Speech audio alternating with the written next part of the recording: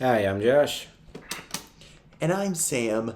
Welcome back to the podcast. It's been a long time since we've done this.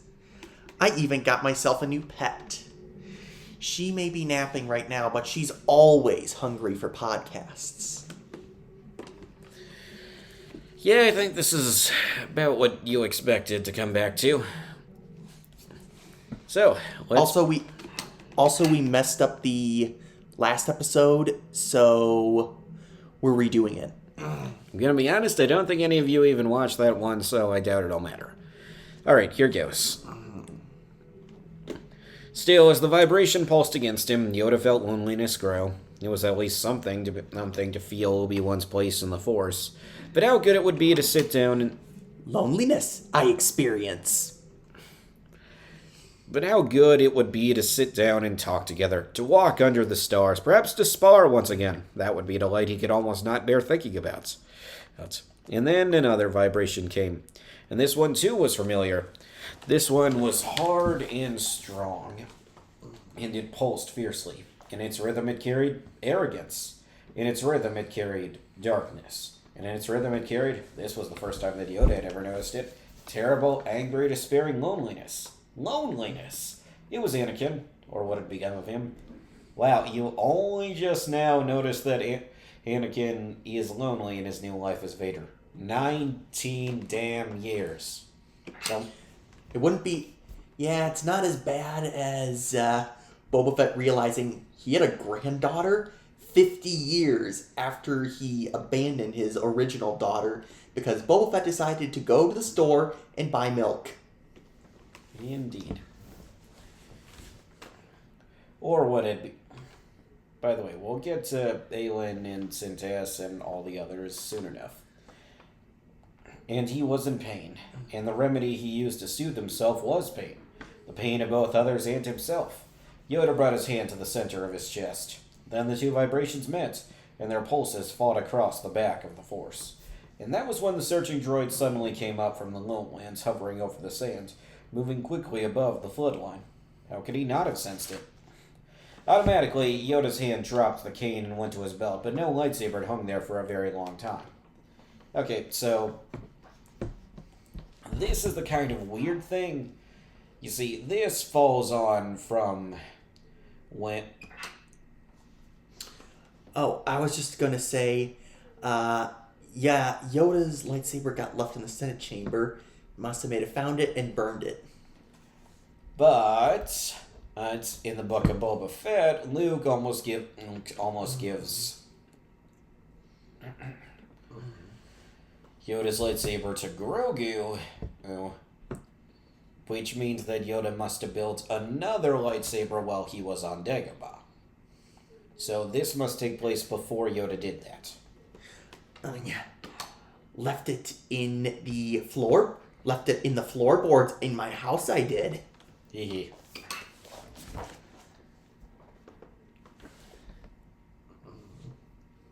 Oh, that's it, right? Yeah. I was just making sure it was off. I think it's off. Okay. The bulbous eye of the droid was still turned away, but it would not be so for long. Its thermal sensors would pick up even his small body, especially as its heat reflected off the rock. Slowly, he let down his sack and rummaged inside.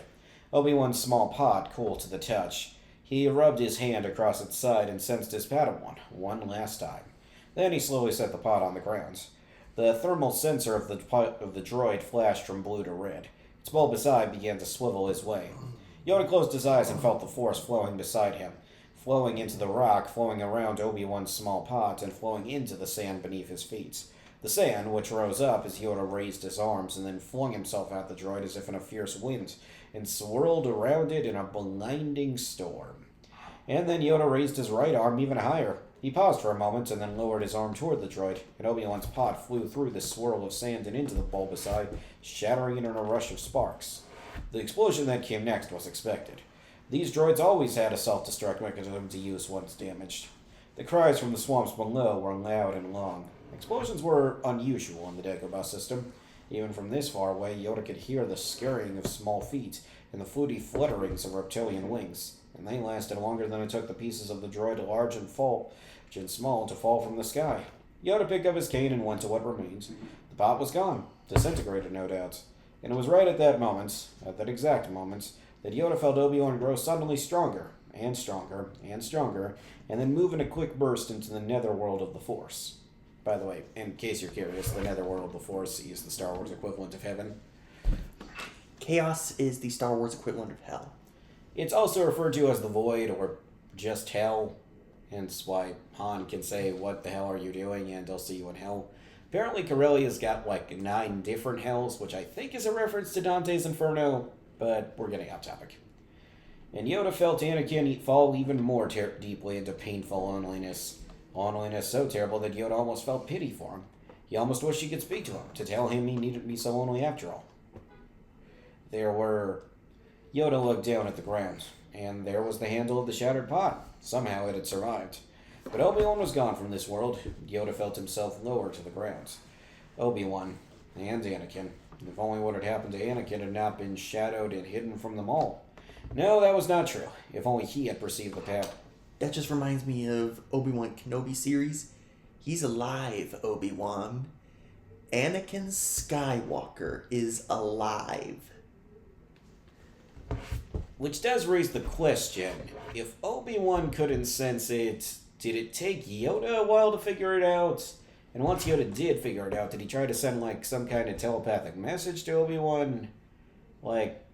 I'm sorry, this is just so much dumber than the Legends version where Obi-Wan just figures it out on his own. Yeah. Actually, I think Yoda probably knew the whole time and decided, I'm going to keep this my little secret. Let the others figure it out for themselves. Funny. It's what Master Rook would have done.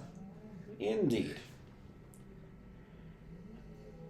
If only he had perceived the paths that Anakin was beginning to follow. And before we do that whole Tumblr thing and have a debate over the events of Revenge of the Sith Anakin's fault, or the Jedi Council's fault, let me remind you that the explanation is obvious. Everything is Palpatine's fault. And if it's not Palpatine's fault, it's probably Tarkin's.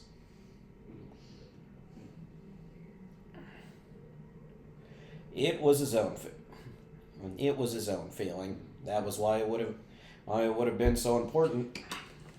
Tarkin had basically nothing to do with Revenge of the Sith. It's obviously Palpatine's fault. Indeed. That was why it would have been so important for him to train the young Skywalker. What might she have done to bring her father back? And to this disappointment, now Obi-Wan gone from this world. What did this mean for that other Skywalker, whose impatience and anger were terrible weaknesses? As if Leia isn't impatient and angry often?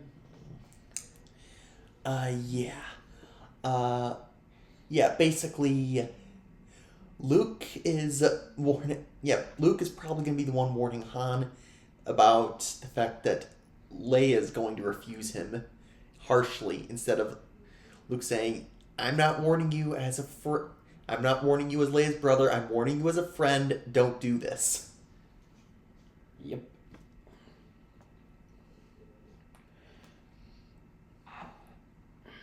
Obi-Wan.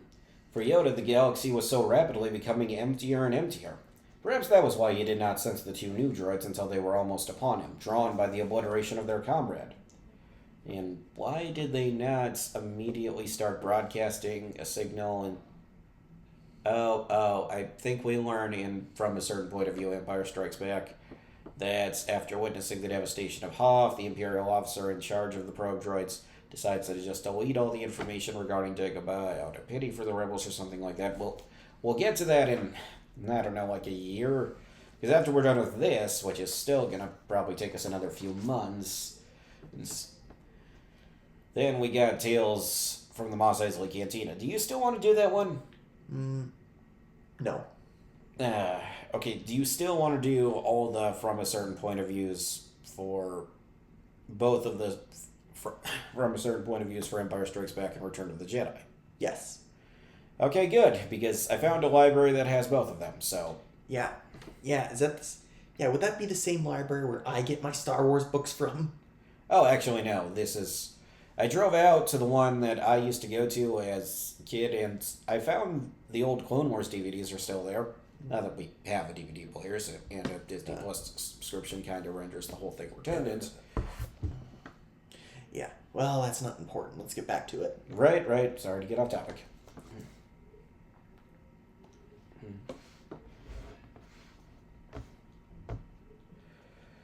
Again, he reached automatically for his lightsaber and almost smiled when his hand touched nothing. For a moment, he felt how good it once was to fight with another Jedi at his back, to feel the Force binding them together, to feel their wills in one accord. Then Yoda looked at the two droids rushing upon him, their eyes upon him, their sensors trained toward him, their devices whirring with the robotic pleasure of fulfilling a mission. He was old. He raised his hand to a shot, and lightning ripped the air over his shoulder, struck the rock behind him, and bounced back into the sack, which burst into immediate flame. His blanket, Qui-Gon's cloak. Given what we learned about what Jedi can do and what Force Ghosts can do in The Last Jedi, that might have been Qui-Gon himself sending down that lightning. It would be funny. Yoda reached to the air around the two droids and pulled it closed like a curtain. The glass of their eyes burst, the old metal bodies crumpled into each other, the droids fell into a smoking heap. And Yoda quickly stamped out the flames and pulled the blanket from the sack. Singed, but not too badly. He reached in again. The pouch of seeds was unharmed. He felt Qui-Gon laughing at him, all the way from the netherworld of the Force. He would have to keep his mind on where he was, and that is what he did the rest of that day. He buried the droids. He probably did not need to, but it was best to be safe. He wrapped the seeds in the blanket and tied the ends tightly together. He reached out carefully, this time very carefully, and felt the atmosphere around the planets. No more droids. He held back the loneliness. He held back a galaxy without Obi-Wan. Down the hills and into the lowlands he went, the ground becoming wetter and wetter, spongy under his feet, which he had to admit felt cool and soothing after all the orbits of sand and rock. He came into the trees, the weeds still draining from their branches, and he heard the voices of all those who had spent the wet season hibernating beneath the waters, now coughing open their lungs to allow air in again, and stretching their wings and flapping them to dry. He would have to be sure to bury his seeds deeply and cover their scent with the springy moss. He found his lowland house easily. It, too, had survived its hibernation beneath the water, and it looked for the most part undamaged, dripping and green with mold, as always, but he laughed, so was he. And the walls he could clean. Inside, the floors had drained. They would be dry within a day or two. The bunk was soaked, though, of course, but a fire would soon set things right. It would not take long at all to resume life in the lowlands. And he was right. It did not. 5 days later, the house was dry and tight, a fire burning brightly in its hearth. The advantage... That's lost my train of thought. Okay, give me a sec to remember it. He had trimmed the blankets. He was getting smaller and smaller anyway. But the shelf where he had always set the pot was empty, and every time he looked at it, he felt stillness where he had once felt vibration. And he remembered. And he whispered to himself, "Mourn them do not. Miss them do not. Rejoice for those who transform into the Force." Anakin says to that didn't help at all. Okay, that is a perfect SpongeBob impression. But he was lonely. Train yourself to let go of everything you fear to lose. But he was lonely and old, and he had failed. Wow, it's almost like Yoda was supposed to be in the wrong when he said that in Revenge of the Sith, and everyone who mocked that line as being terrible advice was completely missing the point of the movie. But, by the way, I'm not one of those. The prequels were actually unironically good at all along. They have their problems, but the Jedi Order being in the wrong on several occasions, Yoda himself being in the wrong on several occasions, is not one of those problems. Lucas very much did that on purpose. But I guess we'll save that for when we get to the prequel novelizations, which is a long time off for us.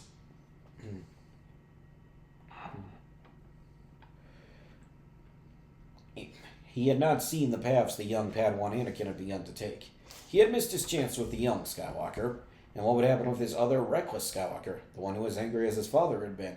I don't know. Luke's anger issues seem pretty tame to me, but it's inconsistent. It kind of depends on who's writing. Well, what happened to Luke Skywalker? Well, There's my favorite version of what would happen to Luke. I am the greatest Force user in the world. I have discovered the meaning of life. And my least favorite version of Luke Skywalker. Forget the Jedi. Forget everything. I just want to go to this island and die. Sad. The next few days, when he planted the seeds, he planted them deeply, thrusting them into the damp and soft ground with his cane, so deep they might not come up again.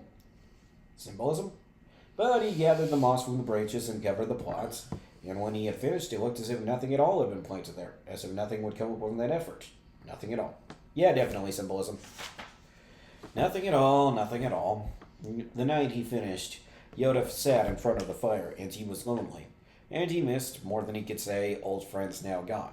And he reached out across the netherworld of the Force for Qui-Gon, but he could not sense him. He reached again and again, but there was no reply. Qui-Gon is occupied, Master Yoda, said Obi-Wan. Occupied with what? What exactly does a ghost need to deal with his time? Like, I kind of figured that being dead would kind of free you up to do basically anything. Yeah, it is not for us mortals to ponder the netherworld of the Force. Ooh. Okay, laughed a little too hard there. Yoda looked up, though he hardly needed to. He suddenly felt the hut so full of life, so full of Obi-Wan, who sat cross-legged inside the doorway, shimmering. Never before so quietly have you come into a room, Master Kenobi. Obi-Wan nodded his shining head. I find I have developed several new skills of late. Right? An entry into the world of the Force it would take for you to develop this one.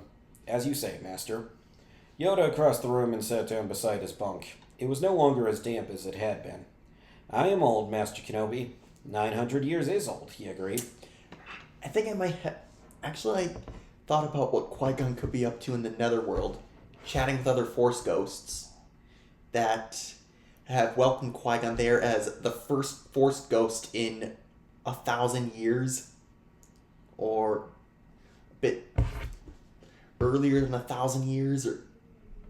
Well, the first Force ghost we've seen on screen in a movie. Oh, yeah. That is a historical landmark. Also, by the way, Yoda's technically 896, not 900. I hope someone got fired for that blunder. That joke is tired and old and overused. Anyways. And worn out. Not so worn out as you might think, Master. Where's my pod? Yoda looked up at the empty shelf. There was an encounter, he said. An encounter? Not so difficult an encounter that you are unable to preserve Qui-Gon's cloak, I see. Always with you, it has to be both. Difficult choices must we sometimes make in this world. As now, Master. Here you are for that. That's... Master, I want you to take on a new Padawan. You do you? I want you to train young Skywalker. Yoda felt his heart thrill. He had not imagined it could have happened, but here it was. Yes. You agree so quickly? Long have I wanted to train her. Master, I want you to train Luke. Why can't he train them both? Is it because Leia's a workaholic and would never set time aside for Jedi training? Man, that's as good as an explanation as any. Yoda looked at the shimmering face. No, he said. He stamped. And he stamped his skin on the floor. That is not the one. Not ready as he. Who is ever ready? Not that one. A Jedi must have the deepest commitments. That one looks from one cloud to another. A Jedi must have the most serious mind. Just reminded me, Yoda saying, no, not this one, not ready. He reminds me of this. We will not train this one. He is too old to be trained as a Jedi. Hey, I'm good enough to be trained as a Jedi, and my age has nothing to do with it. Do you see this one? Do you see this one? This one, anger, reckless, he's already on the path to the dark side. Okay, I'm going to be honest. I don't think the audience got that joke. KOTOR. Oh.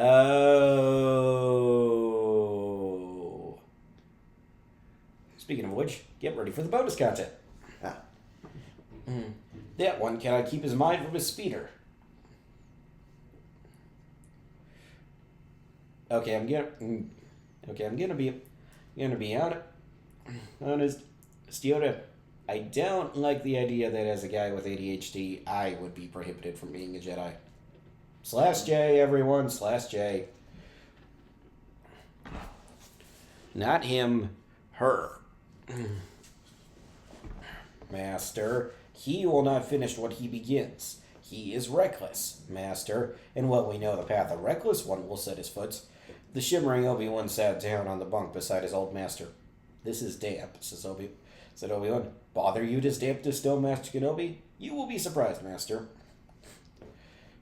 Look at me, Luke. I used to be just a voice. I can sit on the logs now.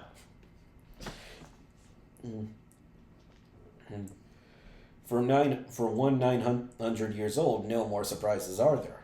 Obi-Wan smiled. I promise you, Master, you will be surprised. Said Yoda. He lay down in his bed and pulled the blanket up around him.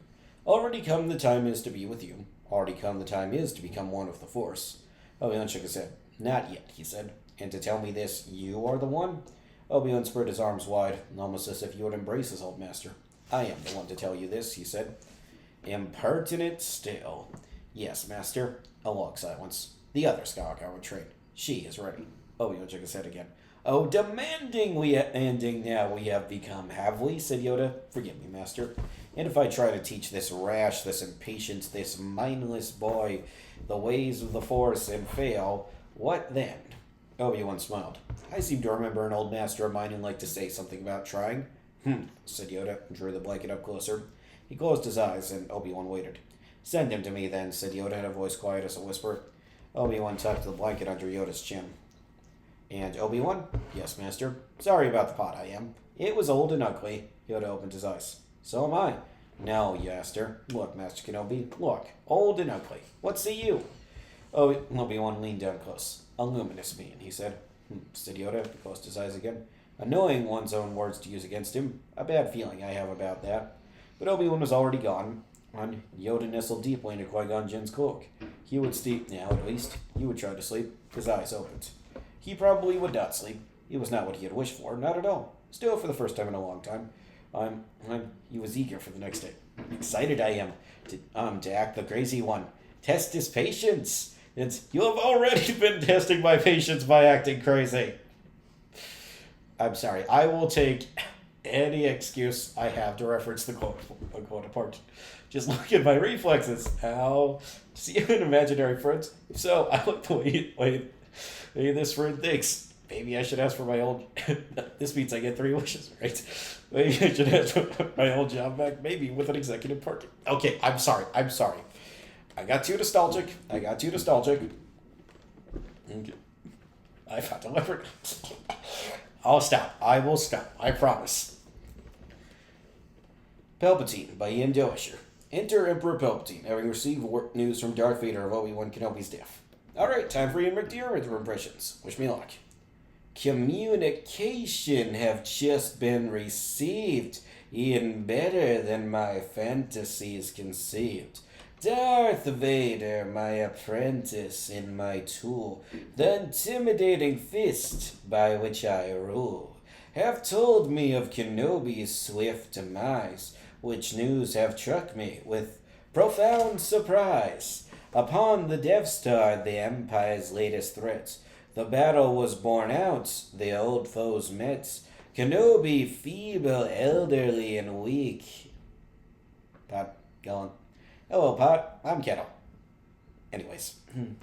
Have dared his former Padawan to seek. The 2 men met and clashed like fire and ice. Darth Vader, though, have triumphed in a trice. A few quick parries of his saber red, and old Kenobi fell, now heir, now dead. Our troopers now report 'twas Tatooine, whereupon Kenobi hid, unfound, unseen. And lo, these years have lived in mystery, whilst I, the Emperor, made history. Why Tatooine, and therefore so long? What are the notes that formed Kenobi's song? What melody was it, where it he played? Why in those measures have he so long stayed? Was he designing his own instrument, and wherefore were his rests so prominent? His death should fill an emperor with glee. Forsooth, my heart should soar inside of me. Yet there is that which plagueth still my mind, Yea, questions to these answers I would find.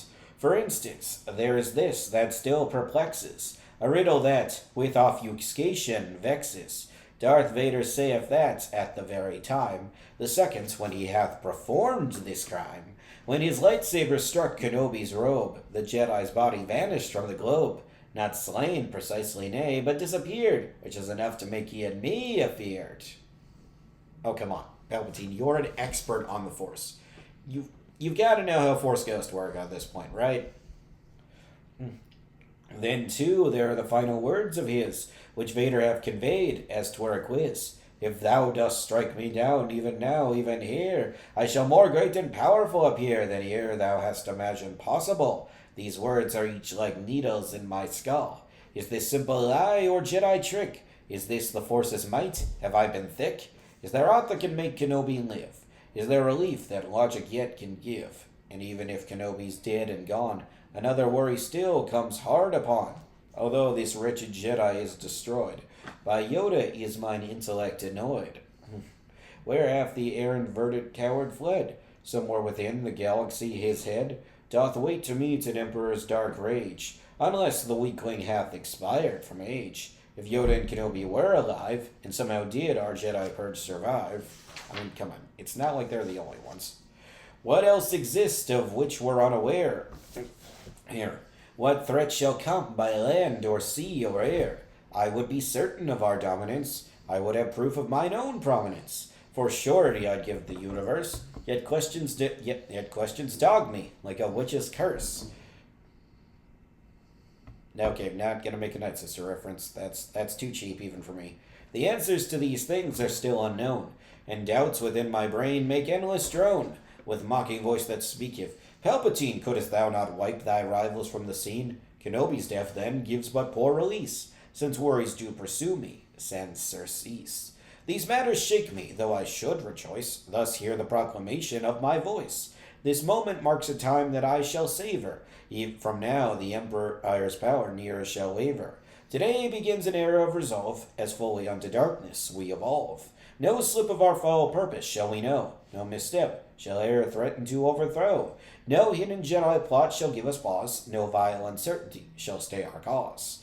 No mercy tolerated in our ranks, no weakness found within our databanks. I mean, except for... No, not making a Rogue One reference either, also too cheap. Henceforth the Empire shall not be assailed, impervious will be, no fault unveiled. A vulnerable realm's a dying breed, this shall not be the Empire's fates indeed.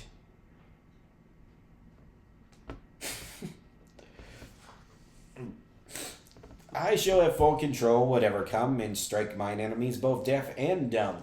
It started with the end of the rebellion, wherein I am the Reaper, death my hellion, the Death Star, fully operational, shall wallop with a might sensational. Lord Vader's cunning found the rebel base, and anon he'll bring destruction on the place.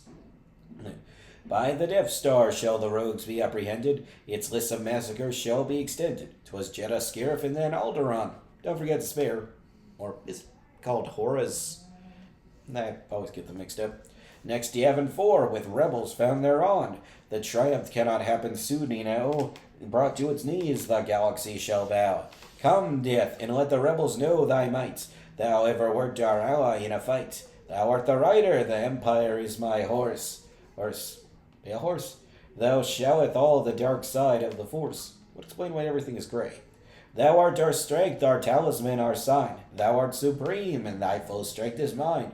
I'll wield thee swiftly on the rebel gang, and bring on them their life-concluding pang. This news of Vader spurs me onward still. Kenobi first, and by my iron will, the rebels and the galaxy entire shall call me Emperor or see their pyre. Go, Palpatine, release thine awful dread, until each filthy rebel knave is dead. Exit. Oh, right. I almost forgot to show the pictures.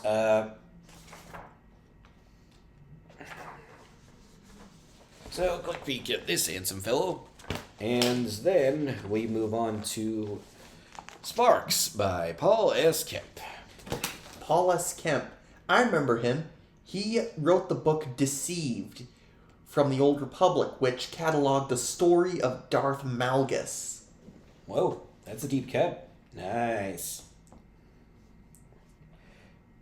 Alright, I forget this guy's backstory, but all the rebels are basically the same. No. Oh no, my homeworld got fucked up by the Empire. Guess I want revenge. I just said fuck. Oh, I am such a child. Dex sat on the side of his bunk, elbows on his knees, staring at nothing. I think Dex's homeworld is Onderon. I'll have to check afterwards. But thinking about everything. His past stretched out behind him, a line of events much longer than the future he saw remaining before him. The Empire was coming, its power projected by way of a moon-sized battle station that had already destroyed more than one planet and murdered billions. Billions. Everyone knew someone who knew someone who had been on Alderaan or Scarif or Jeddah. Dex had even been to Alderaan once with his parents, years before the Republic had transformed into the Empire. Thinking of the people there, their lives obliterated in an instant of fire and pain, at once enraged and afflicted. Oh yeah, just realized something.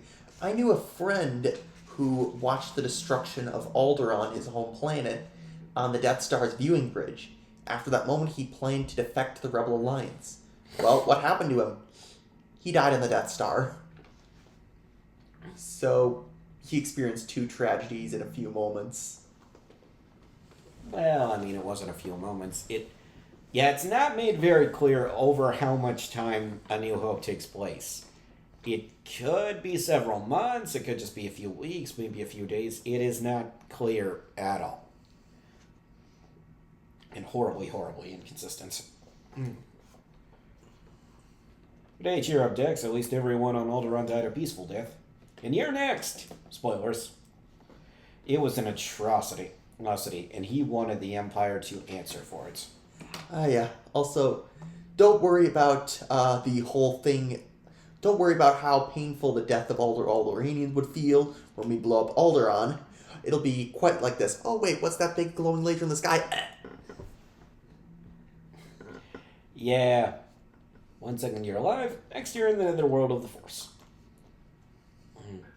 But he wasn't naive. Whatever answer the Rebel Alliance would force from the Empire in just a few hours would be likely futile. He knew how things would probably end. Seemed to him their choices were to run from Yavin's moon and live, maybe, or to stay and fight and die. And no one was running. Not one person. Not anymore. Well, Mon Mothma, but we'll get to that. Alderaan had put a fierce resolve in everyone, from support troops to pilots. They were done running. True, rumors swirled among the flight crews that Princess Organa had returned with some kind of secret intelligence about the Empire. But Dex didn't see how mere intelligence could help. The battle with the Death Star would come down to a test of flesh and metal, and the Empire had more of both. Numbers aren't everything. The remaining Alliance forces on Yavin 4 were a ragtag collection of starfighters and light cruisers. Almost no capital ships had survived the battle at Scarif. I had just thought of this. Leia brings the plans to Yavin 4. I got the Death Star plans, and I did it all by myself. People, the Rebels and Rogue One who died on Scarif. Ahem. Yeah. I mean, it's weird that they're not even referenced in the original movie, because it's established from the opening crawl that many Rebels died to get the information to Leia even before we were given a specific story of how that happens. Together, all their soldiers couldn't even operate a fraction of the Death Star. But even so, no one was running. Not one person. And you fly, you run, and hit what you can. That was Gold Squadron's credo. Dex had internalized it long ago. He'd fly his damn run come what may. And he had his own credo too, one based on something his mother had often said. Small sparks can start big fires. Obligatory, we are the spark that'll light the fire that'll burn the first order down. It's almost been 10 years since that movie. The joke's been done to death. Thinking of his mom chased his inner darkness and made him smile. In his mind's eye, he could see her in one of the simple dresses she favored, gray hair in a bun, her crooked front teeth exposed in a smile. He took a deep breath, blew it out, fiddled with his flight suit, and tried to square away his mental state. He checked his chrono. Oh no, they had hours, a bit less. And then he'd fly his Y-Wing at an enormous spear of steel and weapons, and do what he could. You fly, you run, small sparks. An interrogatory chirp brought him back to the present. He smiled at the battle scar R5 unit that had been with him since his run over Corellia. Oh, by the way, a drinking game. Take a shot whenever we mention Corellia, Alderaan, Coruscant, Ryloth, Terrace, Camino, Tatooine, or... What was the last one? Did I already say Corellia? Lothal.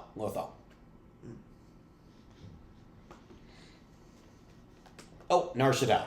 Almost forgot that one. He nicknamed the droid Sparks. I was just thinking Sparks, that's all. A sympathetic purr from Sparks. More beeps with a question mark at the end. Oh, about lots of things. Mostly about my mom and dad and Alderaan. Yes! I knew I remembered it, right? And I haven't seen them in a long time. Man, my little sister. She'd be 12 now. 12. He shook his head. Time had passed so quickly, and now he had so little left. Sparks wheeled closer, hummed in sympathy. Did I ever tell you what my mom used to say about small sparks? That's why I named you Sparks. Well, that and the fire you started on Utapau's moon. Remember? Yeah, Utapau too. No. So many name drops this chapter. Remember? Well, this story. An embarrassed moan and shudder from Sparks. Dex smiled, patted the droid on his head, and lied. Listen, things are gonna be fine. Sparks' ambivalent beep suggested that he saw through the words to the truth. We'll do what we can, right? We make our run. Sparks perked up, beeped enthusiastically. And hit what we can, Dex said. Right. In hindsight, he realized that his mother's phrase was the through line of his life. If he had played through his mind when he joined the rebellion, that sustained him through dark times.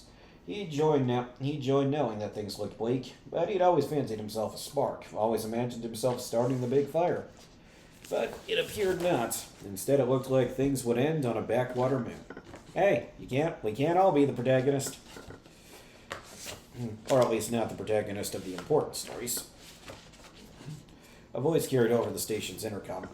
The Imperial Space Station has entered the system. Report to your stations. Flight crews to the... A long pause. Each one to that sentence would have been to the launch bay. After all, they'd already had their mission briefing. A crackle on the intercom. All flight crews report immediately to the main briefing room. Sparks whirled in observation. Dex stood. Agree that it's odd. I'll go see what's what. See you at the ship. The briefing room, filled with pilots and flight crew, fell silent as General Dodonna spoke, his tone as somber as a eulogist. Dex leaned in closer to the schematics of the Death Star as the schematics of the Death Star appeared on the briefing room screen. General Dodonna explained its weakness, a tiny exhaust port at the end of a narrow trench. Someone would have to put a proton torpedo directly in at precisely the right angle of approach. A few audible gasps answered the declaration, several head shakes, a pervading sense of despondency. Someone across the room said the shot couldn't be made. Someone else, a voice Dex did not recognize, responded by saying something about shooting womp rats on Tatooine. Yeah, we'll get Col Takbright in his little conversation. Yeah, he's not the only one. When the kid said, "It's not impossible. I've shot womp rats back on Tatooine." Another pilot said, "Wait, womp rats? Could it possibly be?" Oh yeah, good old Biggs. I remember reading his comic all the time as a kid. I think I gave it to you and you still have it. Yeah, it's in my room right now. Yeah, too bad we don't do comics, because that one is beautiful.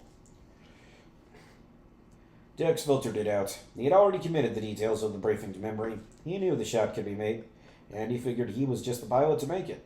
He could see the exhaust in his mind as vivid as a picture. Dodonna's words hadn't increased his despondency, they dispelled it. He felt hopeful for the first time in several days. Not gonna make a joke about main character syndrome either. I'm above such things. Small sparks, he thought, and big fires. They filed out of the briefing room and hustled for the flight deck, where ground crew and droids readied the fleet of X-Wings and Y-Wings.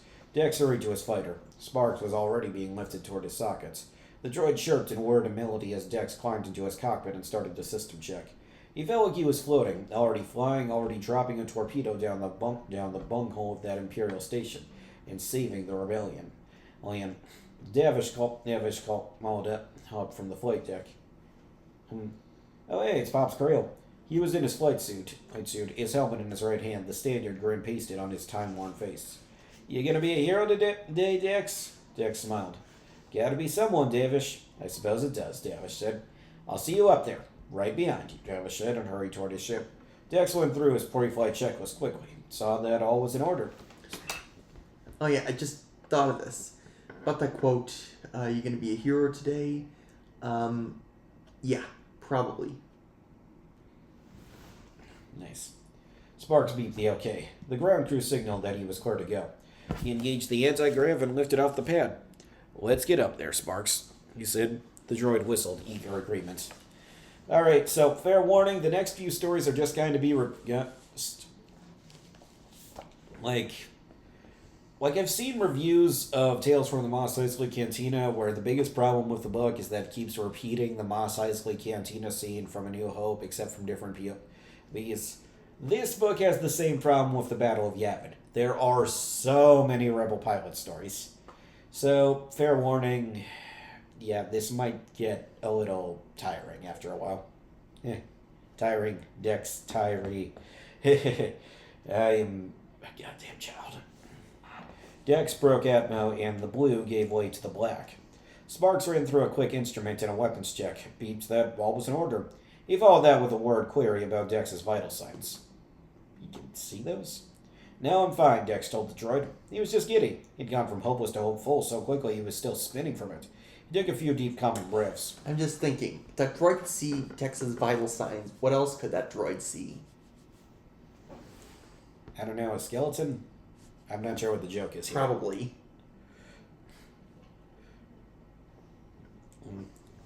He brought himself down and found his focus. On me, Gold Squadron, said Gold Leader over the com. Oh, hey, it's John Vander, a.k.a. Dutch. Don't know how you get Dutch from John or Vander, but okay. Affirmatives around. The squad fell into attack formation. Dex on the starboard end of the V pattern. Through the cockpit glass, he saw red and green squadrons X-Wings in formation to his right. Wait, green squadron? Okay, this I'm going to need to look up. That's as dumb as, well, we have our X-Wings, our Y-Wings, our A-Wings, our B-Wings, all normal starfighters, and then we have our dumb-looking Q-Wing. Good old robot chicken. But I could swear that Green Squadron is a reference to one of the Battlefront spin-offs, or is that Gray Squadron? Okay, give me time. Give me time. X-Wings in formation to his right, slightly lagging Gold's lead. They sped around and away from the mountain, the usual banter carrying across the comms. As the Death Star came into view, the comm chatter fell silent, quieted by the enormity of the station. Even from a distance, Dex could see the differentiated structures all over the station's surface. The huge convex disc that he knew served to focus the station's planet-bursting weapon. He went over the broad strokes of the attack in his mind. First the turbo lasers, then the deflector stations, then Golden Red would take the trench by turn. No support craft, he said. Not yet, said Davish. We get to eat some turbo lasers first. Gold Leader's stern voice crackled through the comm. Less chatter and more focus. You know your jobs. Do them. We fly or run, Dick said, and hit what we can, Davish answered. The station grew in size as they sped toward it until it filled Dex's field of view. Sparks scanned the station, fed pertinent information to Dex's heads-up display. Dex noted the location of the turbo lasers. Accelerate to attack speed, said Gold Leader. Dex fired his engines. Deflectors at full, Sparks. Well, here we go. As they closed on the Death Star, turbo lasers swung toward them and painted red lines across space. Dex pulled hard on the stick, rose, spun a circle, shoved it down, and opened up with his weapons. The Y-Wing's cannon sprayed the surface of the Death Star and burned her to plumes of flame. He jerked hard right, locked onto a turbo laser turret, and fired and watched it explode. Pulling back on the stick, he shot high over the surface of the battle station, chased by laser fire. He glanced down and saw the rest of Golden Red squadrons darting over the surface of the station. The turbo lasers, designed as they were to defend the station against capital ships rather than fighters, had trouble jacking the elusive X and Y wings. Wow, it's almost like designing your station to defend against a large-scale capital ship-based assault is a pretty bad idea when up against the guys who are known for being really, really good at starfighter piloting. Just saying. Find me something else to blow up, Sparks, he said, and the droid fed him the coordinates for a deflector tower. Oh, it's just like one of the video games. He sprayed the stick down and closed on the tower, flying straight into it. The Death Star is used for blowing up planets, yet it's terrible against small starfighters. Could be, it's almost as if the Death Star was preparing for a large force of a fleet. Nah, Still, I'll look into it. Did you just make a Yu Zhongvong reference? I did. Of course. Flying straight into a spray of fire from a turbo laser. He spun the ship, dancing between the ionized lines while sparks wooed. He sprayed the turbo laser with his cannons, took it out, and turned hard at the deflector tower. He locked on, fired, and watched it blossom into flame. "Nice shot, Gold 2," said Davish. "Someone's got to be a hero," Dex answered. He pulled up, went high, and noticed the turbo lasers had stopped firing. They could not have destroyed them all so fast, so that could only mean one thing. Gold Leader's voice affirmed his thinking. "Fighters, incoming. Gold 2 and 5 on me for the trench. The rest of the squad, engage the ties. Hold them off." "Active scan, Sparks," Dex said, wheeling his Y-wing in beside Gold Leader and Dash. "Let me know if we can get any attention from the ties." Sparks beeped agreement. Below them, elements of Red Squadron engaged with the ties that had poured out of the station's launch base. It'll be tight in the trench," Gold Leader said. "Hold formation whatever comes. I lead. You two lagging on my nacelles. Copy?" "Hey, copy," Davish and Dex said in sequence. A few moments of silence, then Gold Leader said, "We go." The three Y-wings streaked toward the trench. Dex's vision distilled down to the dark line of it, a gash crisscrossing the battle station. In his mind, he pictured the exhaust port at its end. They needed to fly in the trench to allow their targeting computers to properly calculate the shot. So in case you're wondering why they don't just fly directly to the exhaust port, there, now you have an explanation. "All systems square, Sparks?" The droid beeped in affirmative. The three Y-wings swooped down into the shadowed trench. Dex and Davish right behind Gold Leader's engine nacelles. The flying felt claustrophobic. The sides of the trench were a blur, whipping past at a dizzying speed. Dex kept his eyes forward and on his instruments so as not to get disoriented. The distance to the exhaust port slowed as a countdown on his heads up. They were getting closer. Sir. Small sparks, he thought. Small sparks. Sparks beeped a warning a moment before, Gold Leader said. "They're coming in. 3 marks at 210. The scanner showed ties in the trench behind them. And closing fast. Dex compared their closing speed with the remaining distance to the exhaust port. It would be close. "Engines at full," Gold Leader said. "And hold formation, damn it." Sparks adjusted power settings, increasing the engine's output, and the Y-wing accelerated. "Rear deflectors at full," Dex said, and Sparks redirected power. Dex was sweating under his flight suit, his breath coming fast, white-knuckling the stick. The narrowness of the trench gave him no room to maneuver. He stared at the display that showed the approaching exhaust port. He was just waiting for his targeting computer to affirm a lock. Almost there. Almost. Come on. A shot. Now would be a good time for one of those Y-wings to have been the kind with a rear gunner. I mean, can you imagine if they'd had that? They would have won so easily. They had those in the Clone Wars. Yeah, why'd they downgrade? Sad. Almost there. Almost. Come on. A shot from one of the ties struck the side of the trench, exploded in the blast wave wobbled Dex's Y-wing. He scraped the side of the trench wall but straightened up. "I'm good," he said. "I'm good." The ties had closed faster than expected. He checked the heads up again. So close. "Hold formation," Gold Leader said, his normally emotionless voice tight with tension. "Wobble as best you can, but do not break off." There was no real room to wobble the craft, though, not without risking a collision. Foreshadowing. They just have to rely on their deflectors. They were nearly to the port. "Everything we have to the rear deflector, Sparks." More shots from the ties put red lines over his cockpits. Almost there. His ship shook with a sudden impact as it kicked from behind. Sirens screamed the depressurization warning. Sparks beeped in alarm. "I'm hit," Dex said, calmer than he would have expected. "Deflector down. I'm holding formation. I'm holding." Smoke leaked from his control panel, sparks sizzling from an electrical short somewhere deep in the electronics. The stick felt heavy in his hand, unresponsive. He found it hard to breathe. The ship lurched again, and the pressure wave from an explosion in the rear caused him to see Sparks. Sparks let out an alarmed squeal that cut short. Dex flashed on his mom, her smile, his dad, and his mustache, his sister's giggle. Someone had to be the hero. Someone had to be. A flash of orange, a brief moment of searing heat, a roar in his ears, as much felt as heard, then nothing more. Well, that was a bit of a downer. Anyways, on to Duty Roster by Jason Fry. And because Jason Fry is a Class A nerd, that means that this one is built on a meta joke. And I'm not sure if we'll finish the story today. If we do, I will tell you that joke. If not, I will save it for the next episode. And it looks like we are not going to finish it, so here we go. You know, I hate that nickname, Cole said. He knew immediately that he'd made another mistake. Puck Nakil was immune to fear and disinclined to mercy, whether behind the stick of a T-65 starfighter or killing time in the ready room deep within Yavin 4's Masasi temple. A corner of Puck's mouth twitched upward. As it happened too many times in simulations, Cole had let the older pilot maneuver into position for the kill shot. Two other pilots, John D. Brandon and Theron Nance, exchanged an amused glance. What have I told you about taking the bait? Puck asked Cole. By the way, all of these characters show up in the movie as background character. It's Club Shadow Central. Cole sighed. Not to. And what did you just do? Took the bait. You engaged. That may have been a mistake. It just reminds me of this. Arkajath.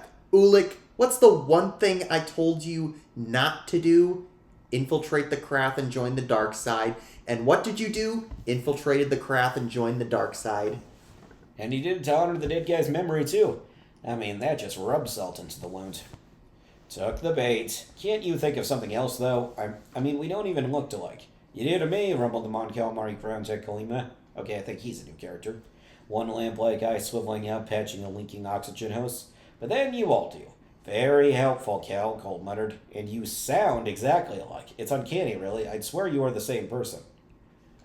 Okay, I'm gonna need to remember that one for when I explain the meta joke, because it's very funny if you know what Fry is referencing. Puck grins. He's got you there, Don't, Cole said, his voice loud enough that the other pilots looked over. I mean it, Puck, he said more quietly. Don't. Today of all days, don't. Somehow that succeeded where previous efforts hadn't.